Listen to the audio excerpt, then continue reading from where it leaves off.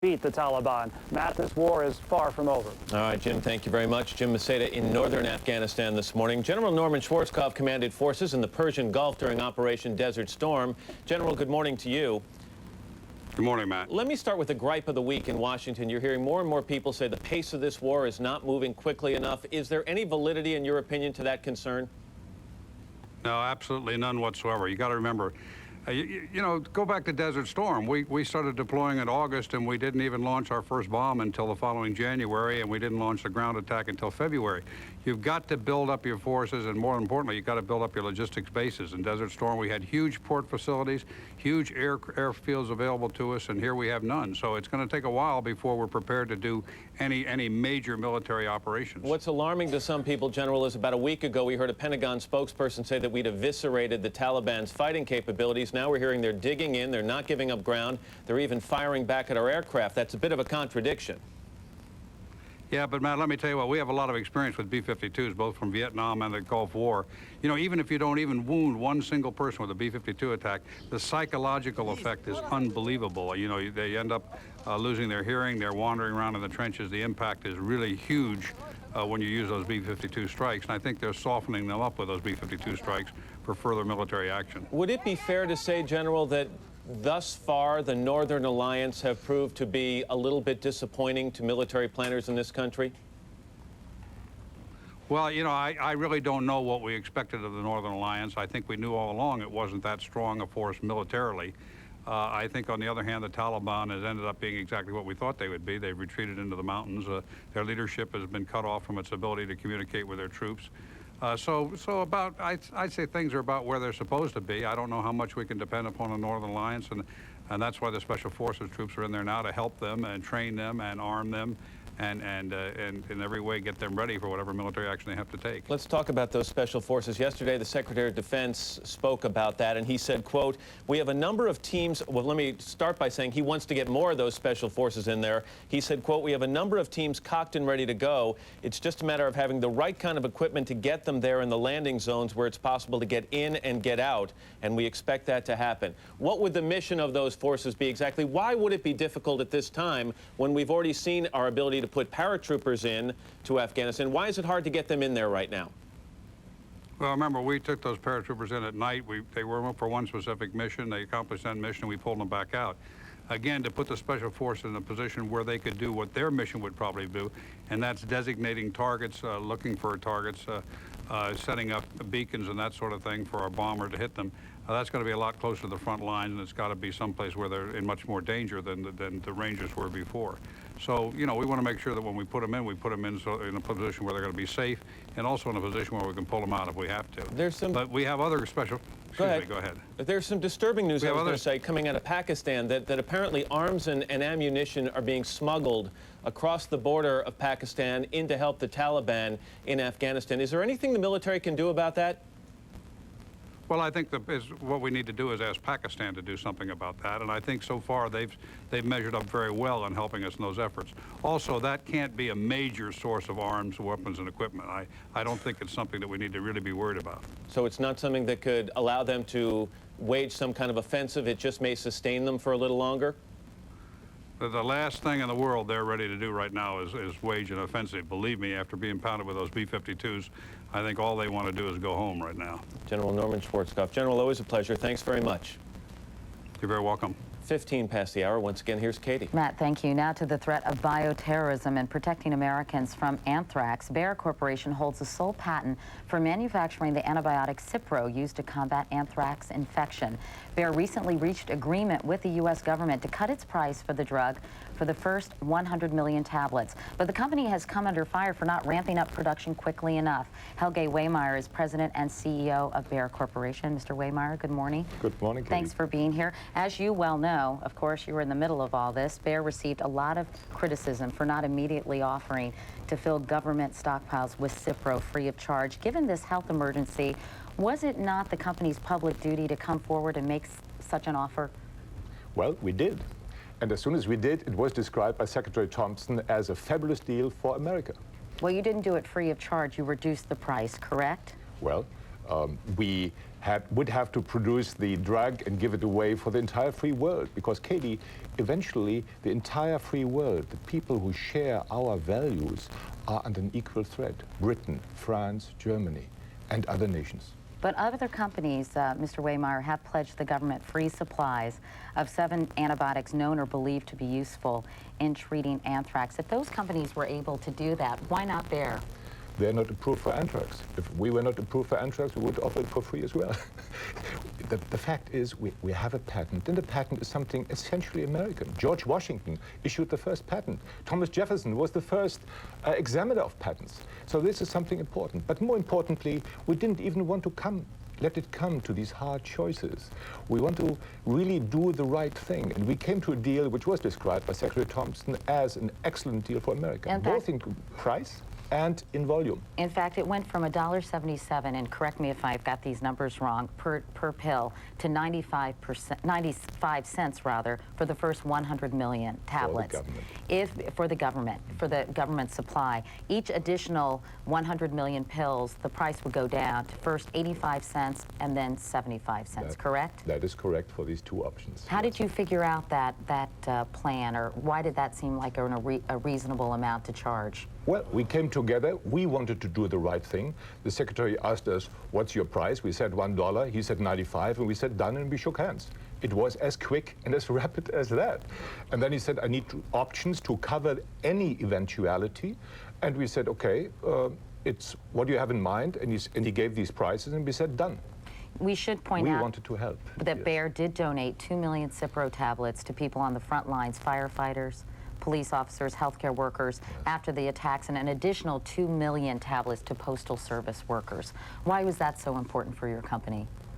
Well, it was so important because through the government, there's plenty of Cipro available, and also now increasingly through the pharmacies, once we helped to bring our products through the pipeline, through the wholesalers into the final pharmacies.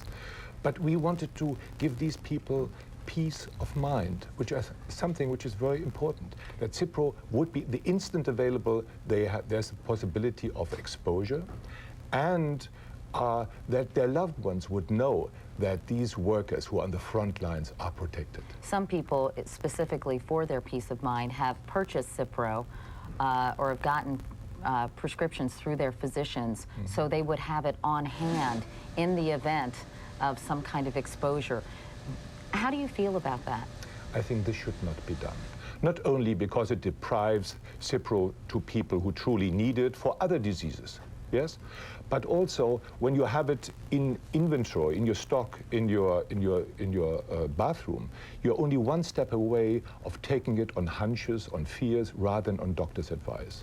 And Cipro, just like any other antibiotic, is not cough medicine. This is serious stuff and should be reserved and should be taken only on doctor's advice. And in fact, because of some of the side effects, nausea, cramps, in some cases severe vomiting, the government urged people to take a generic antibiotic instead called doxycycline.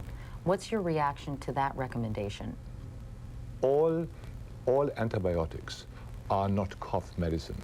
And it is testimony to the safety of Cipro that it was just approved for pregnant women if they are exposed to anthrax.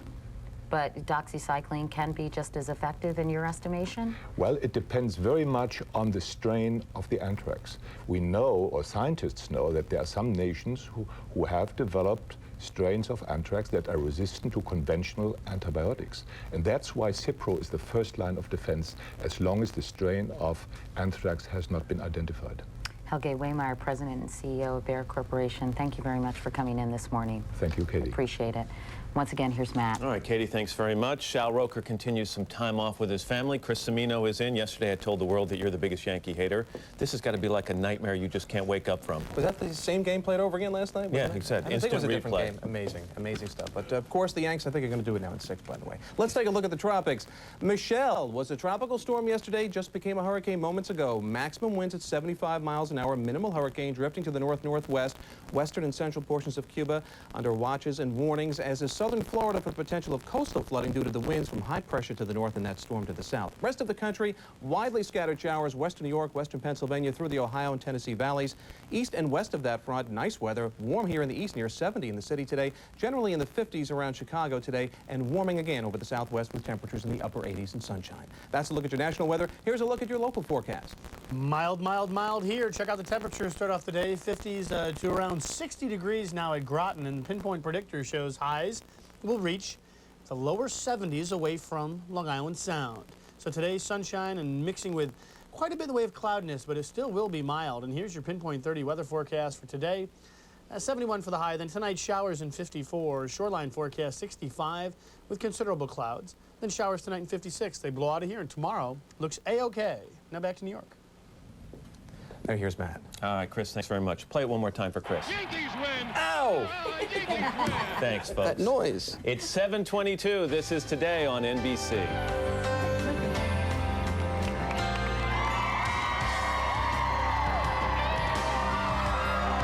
Tonight, starting live at 5. I could hear this sound like a railroad train coming right toward the house. A Connecticut family escapes disaster not once, but twice. Hear their amazing story.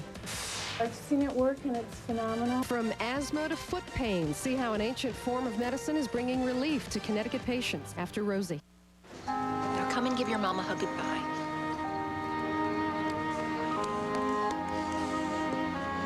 Bye, guys. Bye.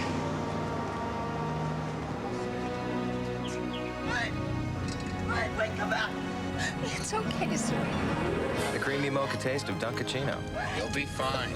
One sip and you'll understand. Stop by Dunkin' Donuts today and try our delicious Dunkachino and our new creamy vanilla chai. Nissan Pontiac of Enfield offers you the best deals on new cars, trucks, and SUVs in the States. We guarantee it. Or you get $500. Save up to $4,000 on all new Nissans and Pontiacs. Get finance rates as low as 0%. Over 200 new and pre-owned certified cars available. Register for a chance to win an all-new 2002 Nissan Altima 3.5 S3 during the Grand Ultima giveaway. Buy or lease today and save. We'll match or beat any new car, truck, or SUV price in the States. Guaranteed. Or we'll give you $500. Leah Nissan Pontiac, leader in automotive since 1977.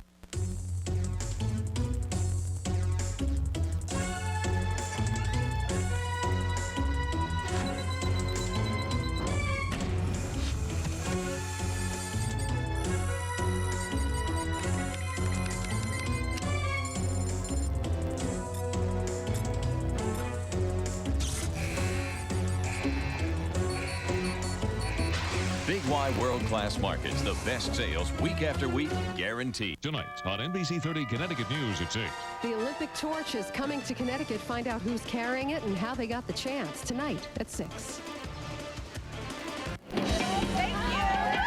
Coming up, behind the scenes with a man running the war. And a new biography with an intimate look at the life of Steven Spielberg right after this. Tonight. Just like that, we're breaking up. Well, we were never going out. At a special sneak preview. Devils, come out! Believing is seeing. He hypnotized you. I saw a knockout. I don't care what anybody else saw. Gwyneth Paltrow, Jack Black. What in the... Jason Alexander. You want to see a splash? Shallow Hal, directed by the Farrelly brothers. Daddy! Daddy! Rated PG-13. Special sneak preview tonight.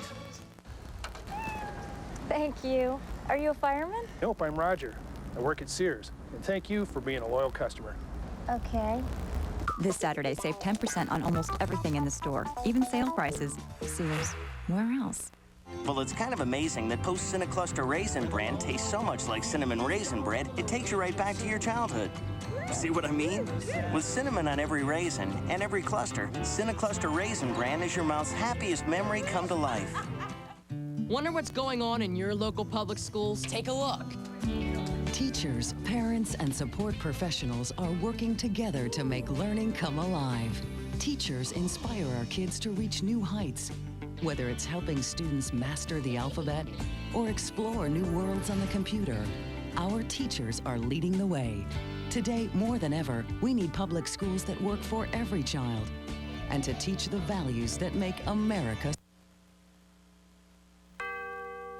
This is an NBC 30 Connecticut News Update. 726, good Friday morning to you. A traffic advisory for you. Route 44 on the Avon side of Avon Mountain closed in both directions right now. Not sure why just yet, but we'll keep you posted. Meantime, our top story, the 6 public schools in Watertown all closed today because of anthrax concerns. Brad Drazen live in Watertown with the latest. Brad. Well, Logan, what happened was 3 boxes of pre-stamped envelopes were discovered to have come from the facility in Kansas City, Missouri, where they have tested positive for anthrax. That discovery was made last night. Police and fire crews came here to Hemingway Park School, and along with the DEP, they took the boxes and they are being tested. But as a precaution, right now they have closed all the schools. I spoke with the acting superintendent of schools. He said he did in the best interest of students and staff. We've spoken to a town council member and a parent this morning. Both felt like it was a good decision to play it safe in light of the anthrax concerns across the country. We'll be here live at 10 o'clock with the latest. Reporting live in Watertown, I'm Brad Drazen. Back to you. See you at 10. Brad, also will have a lot more live at 5 tonight. Meantime, Bob Maxon standing by with a good-looking forecast today. Hi, Bob. Thank you very much, Logan. Quick look at the tropics. This is now Hurricane Michelle, okay? South of Cuba. We'll watch it carefully, but it did become a hurricane since our early morning edition of the show ended. Temperatures 50s to around 60. It's very mild out there, and Pinpoint Predictor shows highs in the lower 70s. So my Pinpoint 30 weather, clouds mixed with sunshine today in 71.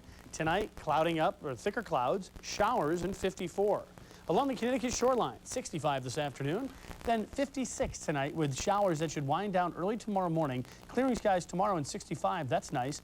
On Sunday, windy and cooler, a high temperature of 55. All right, Bob, thanks.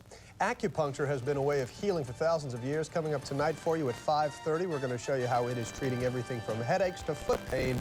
We will also have the very latest news and weather coming up at 10 o'clock for you this morning. Bob and I will be back in 25 minutes. We hope you have a great day, great weekend. See you then.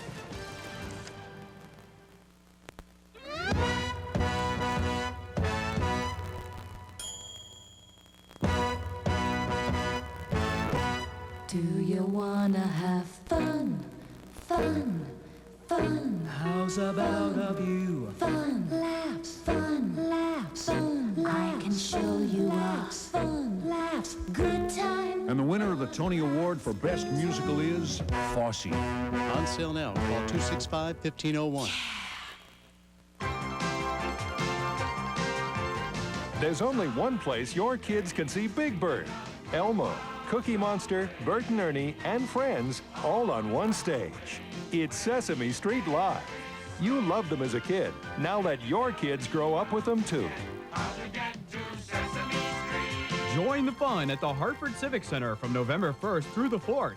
Great seats are available at the box office or through Ticketmaster. Don't miss out. Hi, I'm Bob Colombosian, and this is my wife, Alice. This is my mom, Rose Colombosian. She invented Colombo yogurt in our kitchen in 1929. The kitchen, it was right about here. My mom cooked yogurt in a big bucket. It was this big. My brother fell in a bucket once. We threw that batch away. Colombo yogurt, quality since 1929. And don't forget about the new variety pack. Oh, yeah. You can always count on a couple of fun visits to Marlboro Barn during the holidays. Come meet Bob and Joyce Byers from 12 to 2 at the Byers Choice Celebration this Sunday. Health Team 30 with expert advice on coping with terror. Tonight at 11.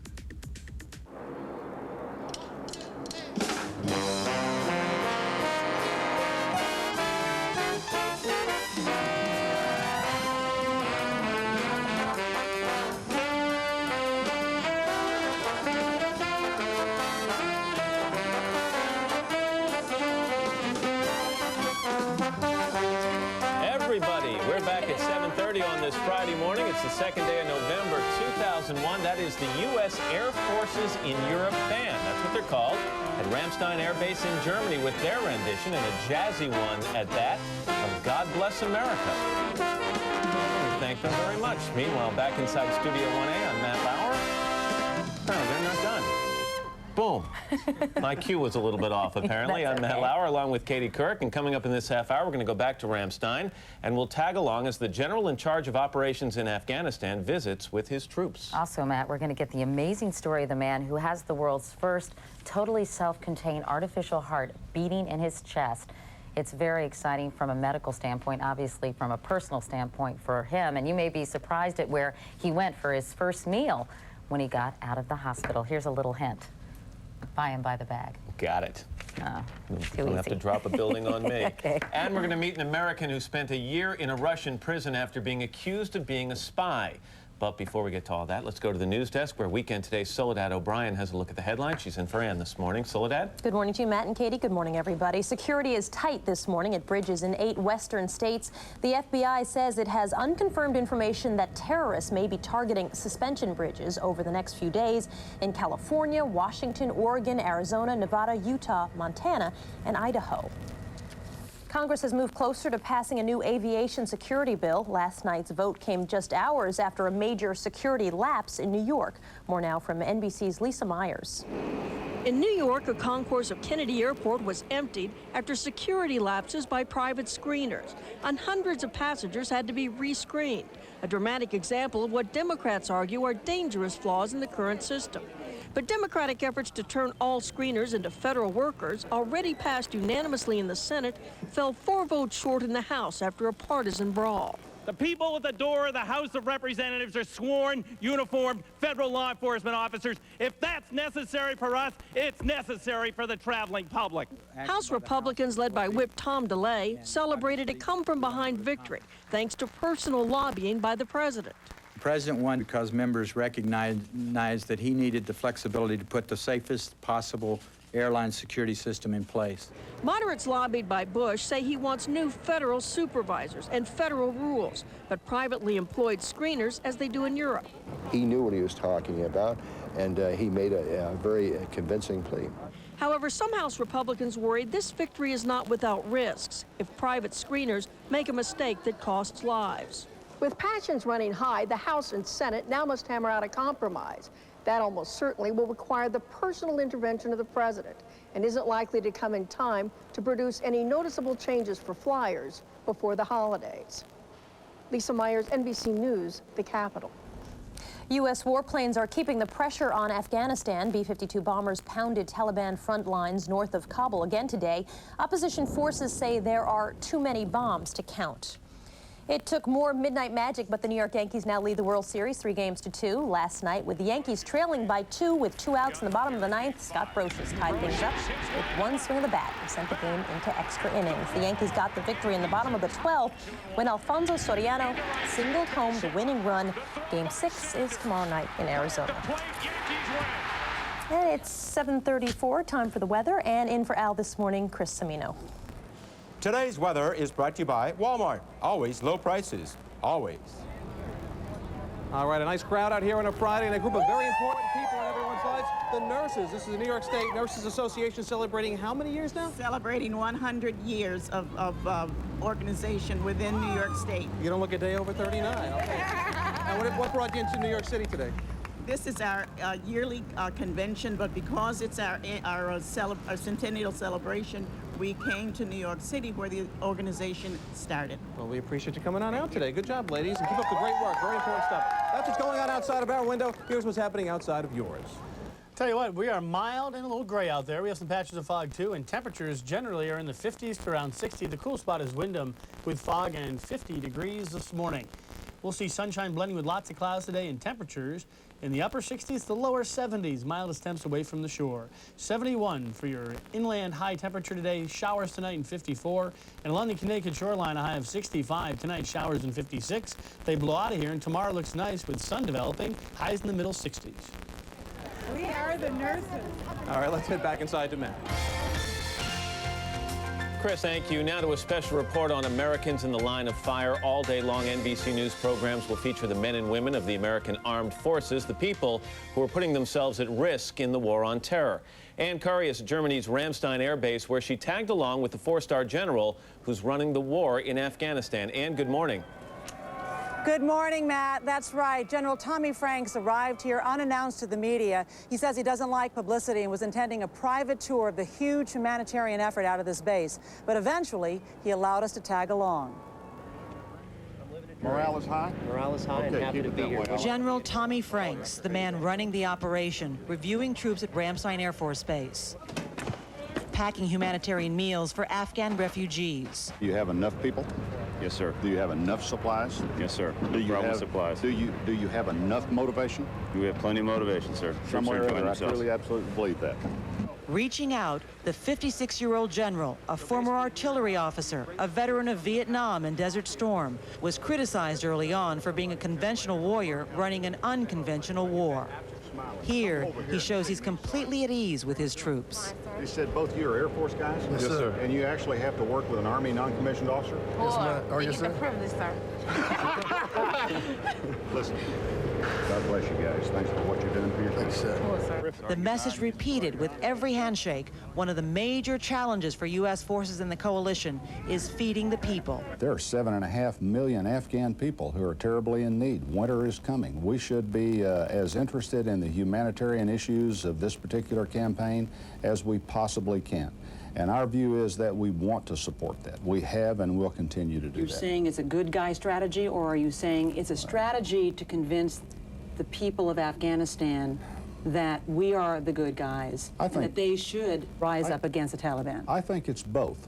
It says these are packets of food because we're not here to harm you, and we mean that. We're not here to harm them. The things that are humanitarian are not only good for a military campaign, they're also the right thing to do. That means packing in 12-hour shifts, 7 days a week, up to 70,000 meals airdropped every night. From huge cargo planes flying at high altitude, food recovered in the morning. But there have been problems. Food taken by the Taliban. And on Thursday, the Pentagon admitting that the food is packaged in the same color, yellow, as cluster bombs. The color will be changed. General Franks acknowledging they are always making adjustments. Each one of these sort of lines of operation that we're working on will change week by week, day by day. More than 1 million meals dropped so far, and more to come, as long as the general deems necessary. This is about core issue, doing the right thing. This is about America, and this is about us wanting to do the right thing. And we know what the right thing is. And these young people right here are helping us do that. That's what it's about. Not anything more, not anything less. We need to be proud of what they're doing, and I think we are. So that's what I want to do, is just come and just very simply say, thanks a lot. Okay? I think they heard God you. bless. The general then heads to another flight, another undisclosed location. It was shortly after the general left that the Pentagon admitted that the packaging for these humanitarian meals is the same color as cluster bombs. The color for the new meals is going to be blue, Matt. All right, Ann Curry at Ramstein Air Base in Germany. Ann, thank you very much. We'll check back in with you a little bit later. Coming up next, you've got to have heart, a conversation with the first person to get a self-contained artificial heart. But first, these messages.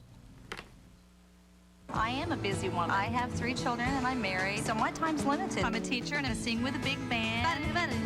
Walmart Supercenter is the place to go. I can get all my groceries, fresh produce. The meat department's great. Walmart Supercenter guarantees freshness, and that's a plus. My girls and I go up and down every aisle. We go to the electronics. We have a blast here. It's very convenient because it's a one-stop shop, and that means a lot to me because my time's valuable. I'm going to get the best prices, the best quality. Everything that I want is in this one store. I have fun here. It's just like being a kid again. The LA Times calls The Others pitch perfect. The Wall Street Journal raves. It's a supernatural thriller as classic as they come. Don't miss the movie phenomenon that cannot be stopped. The Others. This house. Rated PG-13, now playing.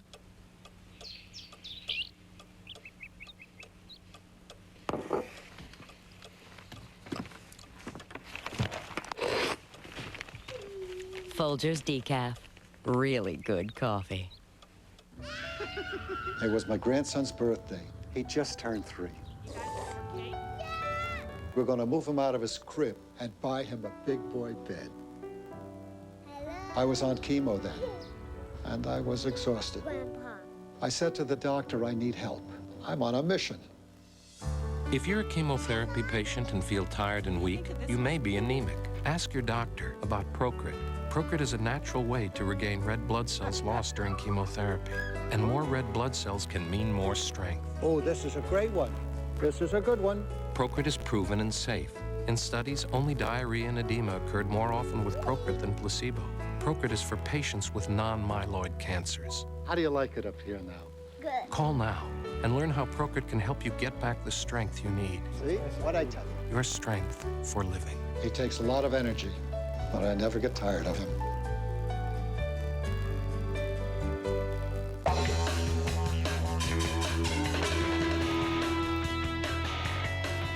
You've come to the right place. You can feel the spirit.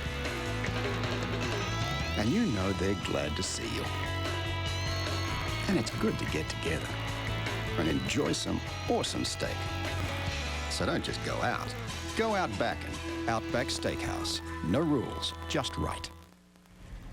Ever wonder what the future sounds like? One man has already found out. 4 months ago today, Robert Tools became the first person ever to receive a self-contained artificial heart, 2 pounds of titanium and plastic inside his chest, doing what his own failing heart could no longer do. Dateline NBC's Stone Phillips sat down with him and his wife to talk about his second chance at life, and he's here this morning. Hey, Stone. Good morning, Katie. You know, doctors are sort of biting their lips not to be overly enthusiastic about this, but it's remarkable. He has surpassed all expectations. Robert Tools was just days away from death when his cardiologist mentioned a clinical trial of an artificial heart at Jewish Hospital in Louisville. So Robert and his wife, Carol, drove there to meet with the doctors, thinking it'd be an overnight trip. Well, it's now been 123 days and counting. Give us the report. How's the man and how's the machine? I'm surprised, I'm thankful, I'm grateful, and nobody can tell me anything different than it works. It's good to be alive. It's very good to be alive. You've taken some trips out of the hospital. The first trip I took, I stopped at White Castle. Hamburger place. And all of a sudden, I wanted a White Castle. that taste, the smell, I wanted it all. And I ate the White Castle, and believe me, it's everything they say it is.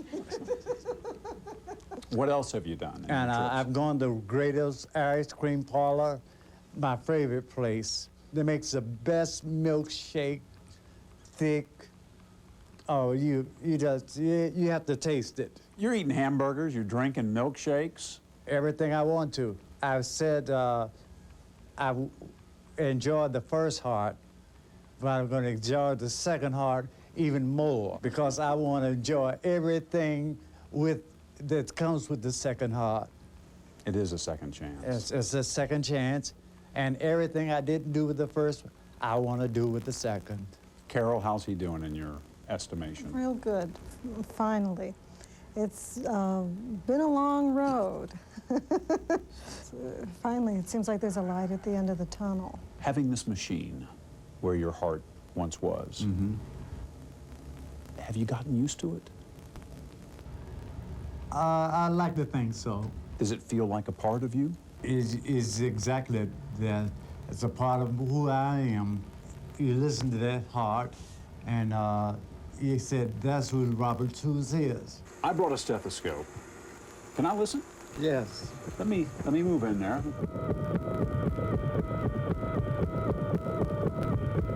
It says having faith in something man-made is wrong, but in this case, I think is right. Katie, this former teacher, isn't out of the woods yet. I mean, he's still very ill, but doctors say if he continues to improve, he might be home for Christmas. They're hoping he'll be able to walk briskly, climb stairs. Strenuous exercise would be out of the question, but you know, he's even gone fishing. I know. Well, that's not the most strenuous sport, well, that's true, right, but Stone? It's his love. Well, I think it's so exciting. The technology is amazing, and I was going to say bless his heart, and I guess in this case, right. It's appropriate. Stone, thank you very much. Of course, You can tune in for the entire story tonight on Dateline NBC at 9, 8 Central. When we return, the dramatic story of a man who spent nearly a year behind bars in Moscow, accused of being a spy. That's right after this. Today. You killed a guy. Saw him do it, Dad. You're a little liar, aren't you, Danny? My son may be afraid of you, but I'm not. Domestic disturbance is first-class suspense. A taut, tense, edge-of-your-seat thriller that will leave you breathless. Dad! It's heart-stopping. John Travolta. Get Danny out of the house. Vince Vaughn. Are you afraid of me, Danny? This is between you and me. Domestic disturbance. Rated PG-13. Starts today everywhere. Super Polygrip gives me everything I want in an adhesive. I want firm hold. I want long-lasting hold. I want a snug fit. With Super Polygrip, I now have the confidence to just pick up a cob of corn and eat it, bite it, and enjoy it. Snuggle audition, take one. Ew. Oh. Wait. I'm snuggly soft. Thank you. Next. When it comes to real softness, there's only one Snuggle. Snuggle. There's no substitute for softness.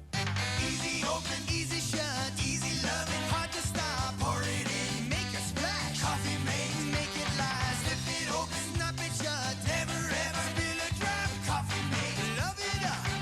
So rich, taste so rich and creamy. Wow, hazelnut, ooh, French vanilla now. Irish cream, let it flow. Gotta be Coffee mate. Push it down, snap it up. Coffee mate, love it up. Coffee Mate from Nestle. Alaska. Wherever you travel, you'll find a Best Western with rates starting at $49 per night. Call now. How about Chicago? I hear it's a toddler town. Best Western, the world's largest hotel chain. Call 1-800-WESTERN. To lower 30,000 prices, Kmart needed help. Come and save a ton when Kmart lowers prices. With Blue Light always. Low prices. Get down to Kmart for low prices every day.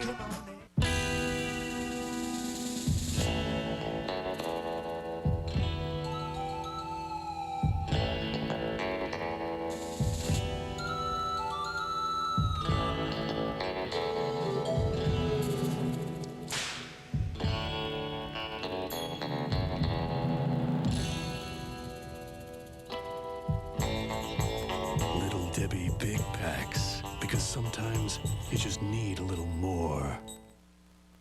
The Cold War may be over, but Russia and the United States are still on the lookout for potential spies in their midst.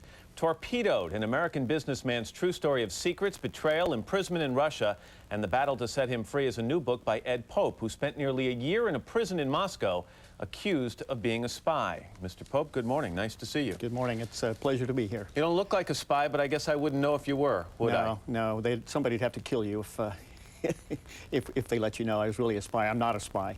You were in Russia on business. What was the exact nature of your business? For the past 10 years, I've been to Russia 27 times. Virtually all of my business has been focused on science and technology cooperation or technology transfer into the civil sector.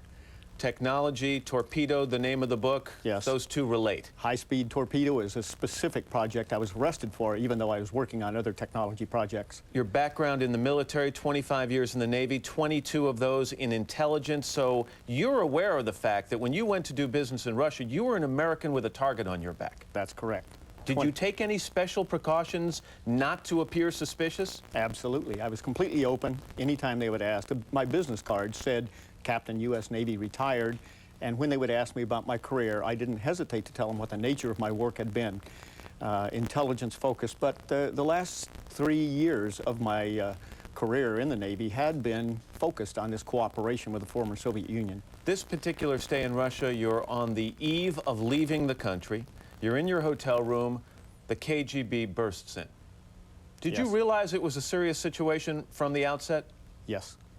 I knew who these people were. After a few seconds, I realized that they were the KGB, not gangsters. There were too many of them. They had video cameras, and then they pulled an ID card out, and I recognized that, even though I don't read or speak a lot of Russian. I knew exactly who these people were. Had you been aware of being followed? Did you know you were under surveillance? Yes. Every trip over there, you're under surveillance. And certainly being who I was, I knew that I would be watched. So again, I took extra precautions to avoid any problem. They put you in an isolation cell. They interrogated you for about 4 days on and off, right? Yes. What kinds of questions were they asking you? What was I doing in Russia? They looked through all the papers I had. Who was I meeting with? What work was I doing? Who was I working for back in the U.S.? Those sorts of questions. In the past, there had been people who had been taken, I guess, under the KGB's control, and usually they were released in a week or two, 3 weeks, something like that.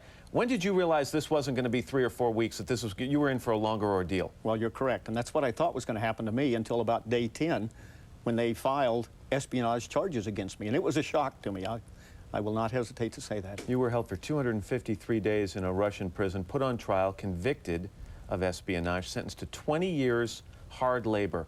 During all this time, what help were you getting? What assistance were you getting from the U.S. government?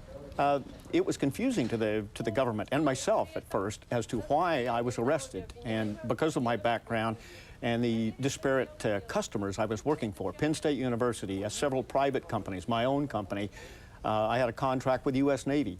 They had to go back and find out exactly what I was doing. Had I been working for an intelligence agency, so it took a while to check all of that. Once they determined that I had not been engaged in any spying, then the U.S. government started working behind the scenes to put pressure on the Russians. But in the book, you're critical of the way they started out, that they kind of left you twisting in the wind for a longer period of time than you would have liked. That's correct. Mr. Guzinski, a Russian, was arrested, and 3 days after his arrest, President Clinton started putting significant pressure on the Russians for his release. And by that point, I'd been in jail 2 to 3 months already. Minimal contact. The Russians prevented my wife from traveling over there. After the 4 days of complete isolation, I was then isolated for 3 months without very much contact or knowledge of what was going on in the outside. There's a subplot here, that during the time you're in prison, you had cancer. Yes. You lost a lot of weight. What's your health now, by the way? It's back normal, good. I must be monitored. I'm still free of cancer, but we're in a high-risk time. What's the message?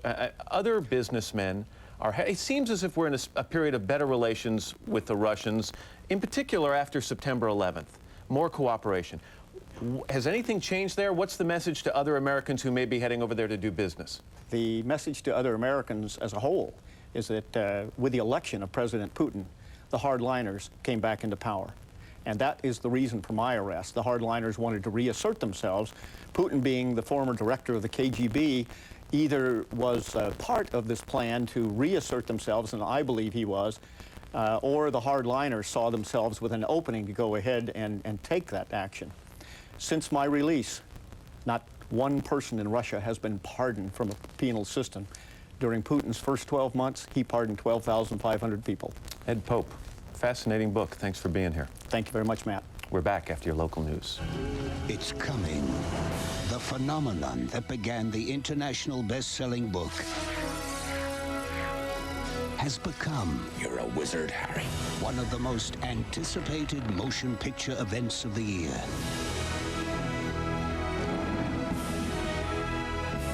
I think we can expect great things from you.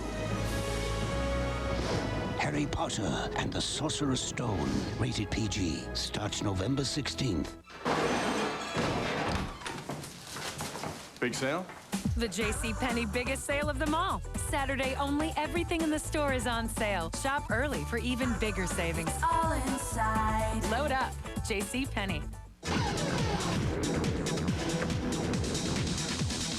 Totino's pizza rolls are so easy, kids can make them on their own.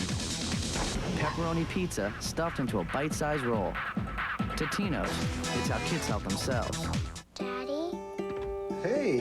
Why are you eating my Cheerios? They help lower Daddy's cholesterol. They're good for Daddy's heart. Ah. Whole grain oat Cheerios is the only leading cold cereal clinically proven to help lower cholesterol in a low-fat diet.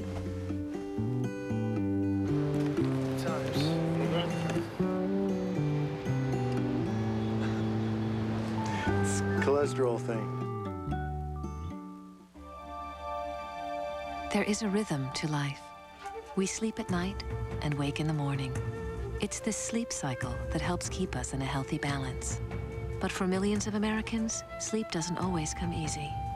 Fortunately, there's Ambien. Ambien is a prescription sleep aid that can help you get a full night's sleep. With Ambien, you fall asleep fast, stay asleep longer, and generally wake without feeling groggy the next morning. No wonder Ambien is the #1 prescribed sleep aid in America. Until you know how Ambien will affect you, you shouldn't drive or operate machinery. Side effects may include drowsiness, dizziness, and diarrhea. You shouldn't take it with alcohol. Patients who abuse prescription sleep aids may become dependent. Prescription sleep aids are most often taken for 7 to 10 days as needed. Your doctor will advise you about taking them longer. Take Ambien only when you can devote a full night to sleep and wake up rested and ready to start your day. Talk to your doctor about Ambien. Ambien. This is an NBC 30 Connecticut News Update. 7:56, good Friday morning to you. Today's weather with Bob Maxon in just a moment, but first, Watertown officials are awaiting test results to see if any of the schools have in fact been contaminated with anthrax. All public schools in Watertown are closed right now. They'll be closed all day after a staff member realized that boxes of pre-stamped envelopes delivered to 3 of those schools came from the Kansas City facility that tested positive for anthrax. Acting School Superintendent Phil Pelosi told Brad Drazen this morning that the Department of Environmental Protection took those boxes last night for testing. He also says that none of the envelopes have been used, and test results will decide when the schools will reopen. We'll have more this morning coming up 10 o'clock for you. But first, let's check in with Bob Maxon, get a look at the forecast. Bob. Hey, Logan, today's not going to be the sunniest day we've seen, but it will be nice and mild for this time of year. We have lots of clouds around now. We'll have lots of clouds around later, but temperatures are already in the middle 50s to around 60, and we'll end up in the 60s to around 70. In some towns, if we can get some nice breaks of sun, may break the 70-degree mark, and that shows up nicely on Pinpoint Predictor. Cooler temperatures at the shoreline, mildest temperatures through the interior, and we're still looking good for most of the upcoming weekend. So Pinpoint 30 weather shapes up like this. Today, considerable clouds with some sun and 71 for a high.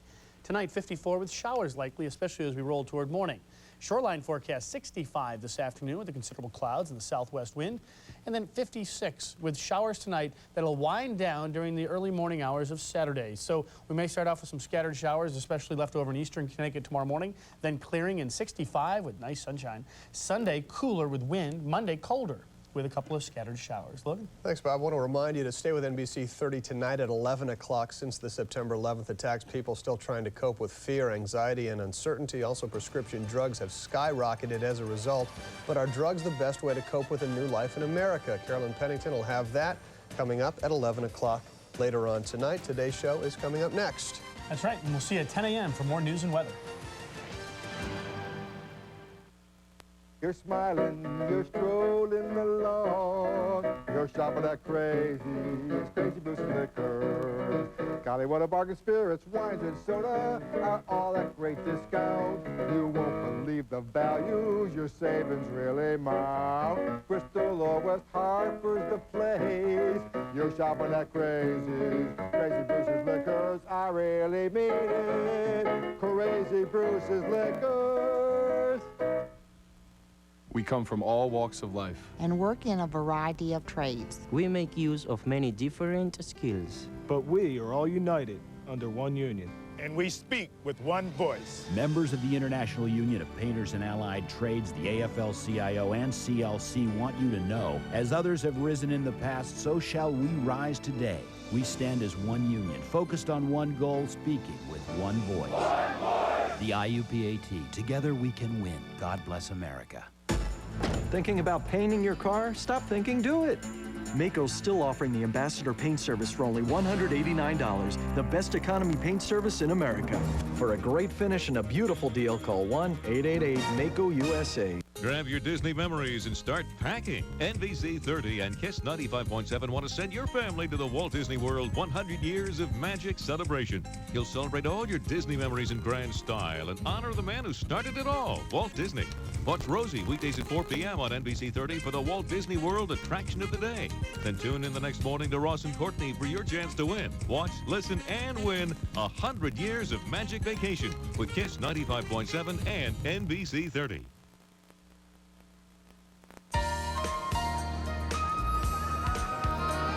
We're back at 8 o'clock on this TGIF morning. It's the second day of November. Oh, my goodness.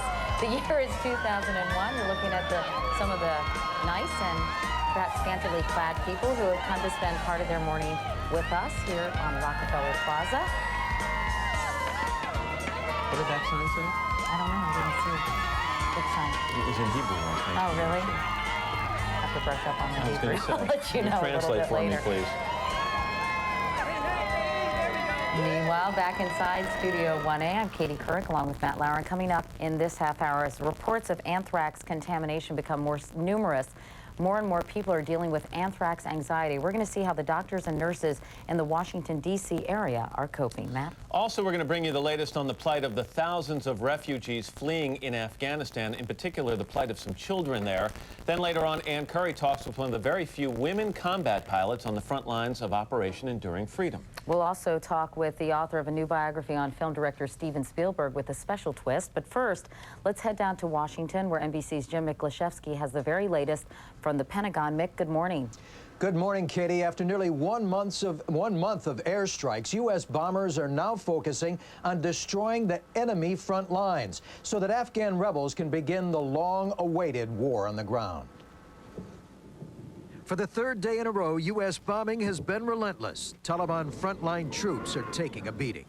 About 24 U.S. Special Forces are already on the ground, picking out targets for warplanes in the air. And Defense Secretary Donald Rumsfeld says he wants more. I'd like to see, as soon as humanly possible, the numbers of teams go up by 3 or 4 times. That would increase the number of American commandos on the ground to about 100. But getting into Afghanistan has been risky. Special Forces helicopters have run into bad weather and enemy ground fire. The ground fire was simply too heavy to unload the folks, and so they went back, and they'll try it again in a different landing area. And the Pentagon will try again with those emergency food rations airdropped to refugees. The food packs are the same yellow color as cluster bombs, and there's fear refugees could pick up unexploded bomblets by mistake. Although the cluster bombs are being used far from the refugees, the food rations will now be colored blue to play it safe.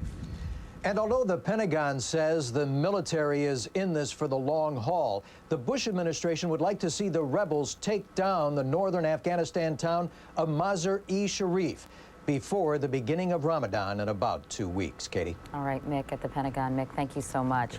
Now, here's Weekend Today's Soledad O'Brien with the morning's other news stories. Soledad, good morning again. And good morning to you, Katie and Matt. Good morning, everybody. Security is extra tight in 8 western states today after a warning from federal authorities that terrorists might be targeting major bridges there. NBC's Pete Williams has more from the Justice Department this morning. Pete, good morning to you. Soledad, good morning to you. The Justice Department says it passed this warning along out of an abundance of caution, even though officials here say they have no way to verify it, but they're taking no chances. On California's big bridges this morning, extra National Guard troops stand watch, ordered out by the governor.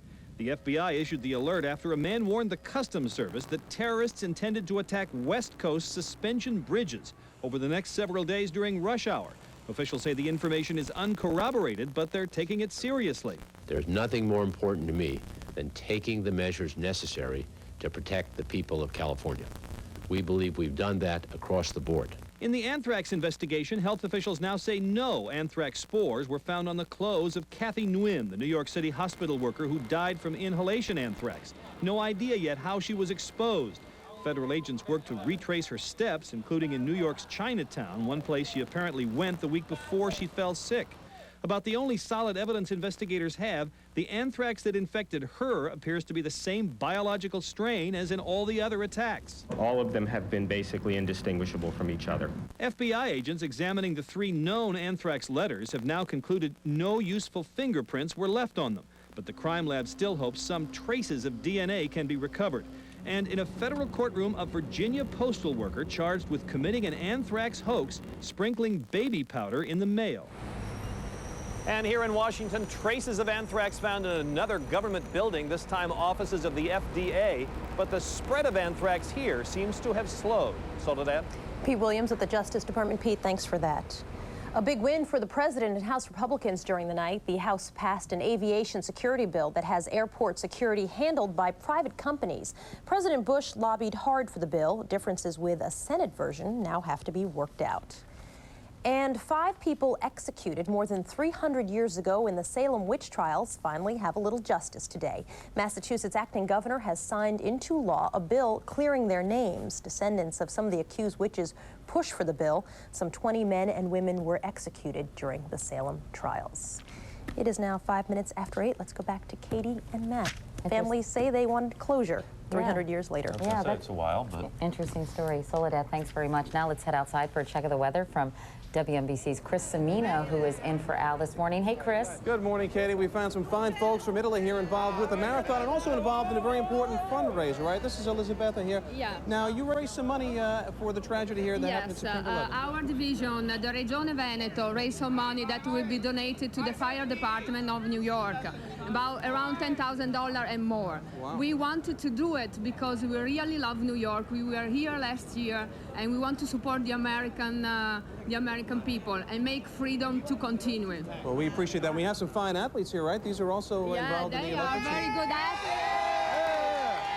Very enthusiastic athletes, too. This guy himself is 8 gold medal. He won Sydney last year. The marathon in Sydney. They all ran and went Berlin, Paris, so they are a lot of good athletes. Oh, great. Thanks very much for coming out. Thanks for your support once again. All right, that's a look at what's going on outside of our window. Here's a look at what's happening outside of yours. Well, Chris, we do have a hurricane now south of Cuba and south of Jamaica. Of course, is Michelle with 75-mile-an-hour winds. You can see it's getting very organized. It's definitely worth watching.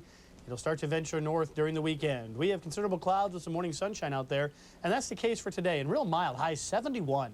Tonight, some showers in 54. Shoreline forecast 65 with clouds mixed with a little sunshine. And tonight, showers in 56, and tomorrow clearing and a high of 65. Have a great day and a nice weekend. Okay, let's go back inside. Chris, thanks very much. Up next, City of Power and Fear, how Washington, D.C. is coping with anthrax anxiety. Right after these messages. Critics are saying Life as a House connects to its audience more honestly than any other movie this year. Rich with natural comedy, Kevin Kline gives one of his most deeply felt performances in the film the New York Times says is generating the kind of buzz not seen since American Beauty. Change can be so constant. You don't even feel the difference until there is one. It happened to me. Life as a House, rated R. Now playing in select cities. Thank you. Are you a fireman? Nope, I'm Roger. I work at Sears. And thank you for being a loyal customer. Okay. This Saturday, save 10% on almost everything in the store, even sale prices. Sears, where else? As an actress, I often play vain, self-absorbed characters, but they're not the real me. No, in real life, I'm relaxed, easygoing. Talk about easy. Take this Olympus digital camera from CompUSA. I just take a picture, and presto, I see immediately what I got. Well, that's not a good picture. Don't like my smile. Ugh. Well, you get the idea. Now, buy any Olympus digital camera, get a free smart media card and camera case. Let's talk germs, okay? This is Dial Complete. It's no ordinary soap. It's antibacterial foaming hand wash. Dial Complete is 10 times more effective at killing germs than ordinary liquid soaps. Rinse is cleaner and it's milder. Huh? You got kids, pets, boyfriends? Then let's review. More germ-killing power, plus rinse is cleaner, plus milder, equals a complete clean of Dial Complete. Can your soap do that? Aren't you glad you used Dial? To lower 30,000 prices, Kmart needed help. Come and save a ton when Kmart lowers prices. With Blue Light always. Low prices. Get down to Kmart for low prices every day. Yeah. That looks great. To get the most tender, the most juicy turkey, all it takes is a little patience. How come you never look at me like that? And a butterball. Okay, I think it's time. I want a jump scare. Wow, that was some turkey. Here we go. Always tender, always juicy. The best of all is butterball. This morning, a look at how everyone is reacting to anthrax in the nation's capital, with traces now found in more than 24 locations around the city. Many doctors in the Washington area are finding their patients are suffering from anthrax anxiety. So we asked our national correspondent Jamie Gangel to spend some time at a local hospital to get a sense of how this is affecting people. Jamie, good morning. Good morning, Katie. Many people here are on edge. Every day, different buildings close. People are scared of their mail and wondering whether they should be checked for anthrax. All issues doctors are now wrestling with. It has become the talk of the town, anthrax anxiety. More than 10,000 people in the Washington area on Cipro or some form of antibiotic, including all the Supreme Court justices. On a beautiful day, the mall is nearly empty. But at George Washington University Hospital, they are working overtime. This is one of the city's busiest emergency rooms. Usual ailments range from accidents to chest pains to people just not feeling well. But in the last 3 weeks, patient traffic has spiked 40% as the emergency room has been inundated by more than 700 patients, all worried about one thing: anthrax. Dr. Richard Becker is the hospital's medical director. Have you ever seen anything like this before? Not quite this way, no. Why are so many people coming in with this anthrax anxiety? What do they say? Well, patients come in with a general concern, more concern than symptomatic. The actually minority of patients come in, vast minority, with any types of symptoms that are even concerning for anthrax. By 9 a.m., patients are lining up, many like Terry Thompson. Tell me what brings you in today? I'll get tested for anthrax. Okay, 42 years old, an office coordinator. He handles bulk mail that goes through the Brentwood post office, where traces of anthrax were found. Did you have any symptoms? None at all. I felt pretty good about it. But to ease the worry of everyone in our office, it was suggested that I just come by and get tested. Dr. Janice Blanchard says he's high risk and dispenses a 60-day supply of antibiotics. Do you find people are coming in who, unlike him, are just getting mail at home? They don't have symptoms, but they're nervous. Yes, we do have a lot of people that are nervous. It's also flu season is about to start, so you are getting some patients with complaints consistent with the flu. Within minutes, Dr. Blanchard is facing just such a case. My chest feels tight. My arms and my legs ache. Felicia Mitchell works in the credit union of the Treasury Department. No anthrax has been found there, but her symptoms, which sound like the flu, And I had a headache. I just be dizzy and I'm just overly cold. are also similar to anthrax. We're going to be swabbing the inside of your nose to test for the presence of any anthrax spores, okay? The doctor orders a nasal swab, a chest x-ray, and Mitchell is observed for the day. It will take 36 to 48 hours to get the results back. Are you concerned that you might have anthrax? Yeah, I'm concerned to the point where, you know, I got this, what they telling me I have the symptoms. The main thing I need to know whether it's the flu or if it's anthrax. But doctors believe she is low risk for anthrax and send her home without antibiotics. By noon, so many anthrax anxiety patients have arrived, the hospital opens a special care center to take some of the load off the emergency room. Svetozar Krasik has no symptoms, but is concerned because he received a strange letter with powder in it yesterday. The doctors reassure him and put him on antibiotics. I feel much calmer and much better after the doctor prescribed me the medicine, which I just got. Dr. Anthony McIntyre directs the emergency room. I would say at this point, the vast majority of America has very low risk that they're going to contract anthrax. And the reality is that they really shouldn't be worried about their mail? I am not worried about my mail, and I live in the District of Columbia. That said, doctors here say it is a reasonable precaution to wash your hands after opening your mail. And while the hospital says it has been able to cope with the demand, it admits there are challenges. The pharmacists are dispensing overtime. The lab is testing around the clock. And a special phone bank has been set up to give patients their results. Your swab result was negative. The good news, GW has not had a single confirmed case of anthrax, but the doctors say they take every patient seriously and admit because anthrax can be difficult to diagnose, their biggest concern is that they might miss a case. But still to come, Katie, flu season, when doctors are concerned more patients are going to be coming in because severe flu symptoms can be similar to anthrax symptoms. But doctors say don't panic. The risk is very low. Consider getting a flu vaccine.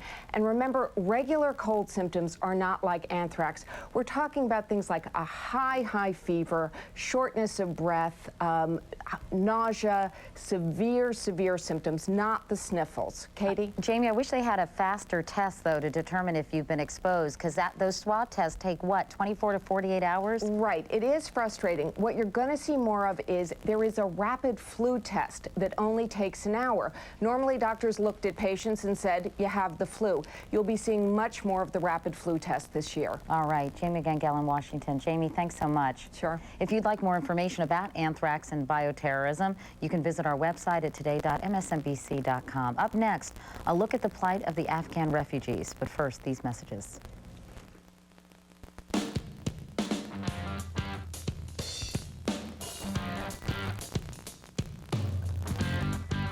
At the Home Depot, we're driving down the cost of home improvement. With new lower prices like this powerful, rigid 16-gallon wet-dry vac with detachable leaf blower. It was $99. Now it's just $94. Just look for the hammer symbol. It means we've got lower prices. Nailed. The most highly acclaimed film of the year is finally on DVD. And you get so much more with a Shrek DVD. There are 2 discs filled with over 11 hours of never-before-seen bonus features you can only get when you buy the DVD. It's the one DVD you've got to own. Buy it today.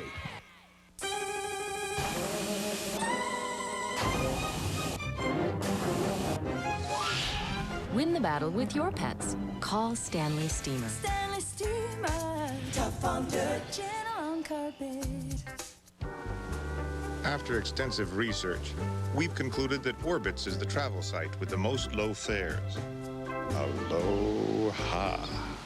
Visit Planet Earth via Orbitz.com from the world's leading airlines. Reconnect with family and friends via American Greetings and Orbitz, the travel site with the most low fares. Book travel on Orbitz and you have a chance to win 2 tickets to anywhere in the continental U.S. There's a winner every hour. Visit American Greetings or Orbitz today. This Halloween, find fun somewhere new. Pillsbury Halloween cookies. With Linus's great pumpkin and chocolate ghosts. Just slice, bake, and eat before Halloween vanishes. My heart to yours, Pillsbury. Lucy, she's my little girl. But I have to take care of her, too. Yeah, because I like to make sure that she eats healthy. You know, wholesome grains for energy and a shiny coat. Real beef for protein to help build strong muscles. Even vegetables with vitamins. She only thinks she's getting spoiled. Healthful, flavorful, Beneful. New Beneful brand by Purina. Big sale? The JCPenney biggest sale of them all. Saturday only, everything in the store is on sale. Shop early for even bigger savings. All inside. Load up. JCPenney. Hello? When you're way back here, you just don't get the attention you deserve. That's why over 65% of all cavities happen in your back teeth. So Reach created the back toothbrush. Introducing Reach Squeeze. Just squeeze it, and it reaches twice as far behind back teeth as an ordinary brush. See? Squeeze helps you reach all your back teeth, so you can help prevent cavities where they happen most. New Reach Squeeze, the back toothbrush. Winter is rapidly approaching, and according to the United Nations Children's Fund, or UNICEF, as many as 100,000 Afghan children could die over the next few months from preventable causes such as exposure, starvation, and disease. Charles Lyons, president of the U.S. Fund for UNICEF, has just returned from a trip to one of the refugee camps along the Afghan border. Chip, good morning. Good to have you here. Thanks. I don't want to brush over that statistic. I want to go back. We're talking about 100,000 additional children over and above the 300,000 that die of preventable causes on average there every year. Afghanistan is one of the harshest places on the planet to be a kid. And so last year there probably were in the order of 300,000 children who died of preventable causes.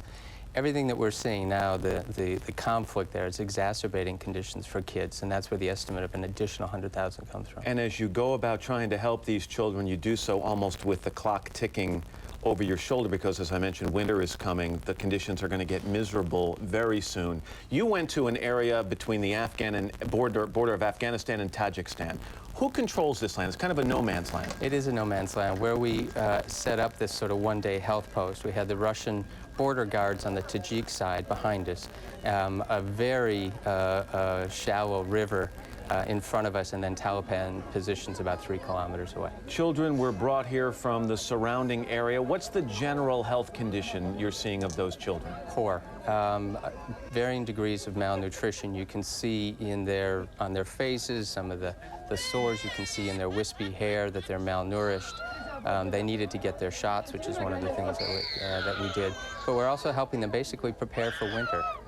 It's hard to imagine. You were just talking with Katie and me in the break, and you were saying, try to imagine, for Americans, try to imagine if you were going to take your kids out and get them ready to camp outdoors for the winter. That's right. That's what you're seeing there. I grew up in Minnesota. I know how cold it gets. They're going to face that same thing, and what we were able to do is get them winter coats, winter caps, blankets, as well as provide for their basic health needs. You say this is a one-day health center.